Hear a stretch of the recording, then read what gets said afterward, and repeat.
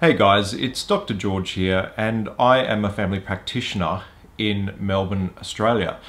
And today I wanted to talk a little bit about the sort of information you may be asked by a doctor when you go to get a sexual health screening. Some people are a little bit embarrassed when they have to talk to a doctor because they're not quite sure, how they're going to react to some of the information that is shared. What I want to reassure you though is that doctors who work in sexual health, doctors who are used to dealing with gay clients, we've heard it all before. And to be honest, we don't care. I know that sounds weird, but really, there's some important information that we need to know to make sure that you're getting the correct testing for a full sexual health screen. Some of the questions you might be asked include, have you had anal sex?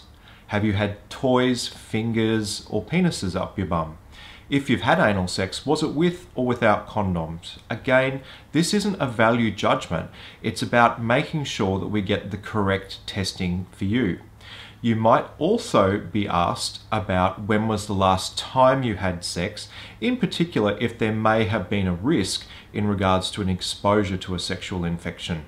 Other things might be asked is, have you had oral sex? With oral sex, it's important that we swab the back of the throat to check for things for chlamydia and gonorrhea. So guys, I don't want you to feel embarrassed if you have to share some of the information with a doctor. It's confidential, and to be honest, many doctors working in sexual health, we've heard it all before. It's also important that you know what you don't have to tell. Doctors don't need to know that you're a human pup. They don't need to know that you've had a toy tail up your bum. What's really important is, what sort of exposures have you had? Whether that be fingers, toys, or anything up the butt. It doesn't particularly matter if it was in the shape of a tail. The other important thing is, if you speak to a doctor and you don't feel comfortable or you feel like you're being judged, it's okay, but it might be better to talk to a different doctor. Everybody has a different style, and what I've found is that a great place to start is to talk with doctors of your friends. To say to them, have you got a doctor that you really trust and that you feel comfortable with? More often than not, these are the sort of doctors you want to seek out. So have a chat to your friends, get into the internet and look up gay doctors in your city. Or the other thing is, your local gay men's health centre might be a good resource as well.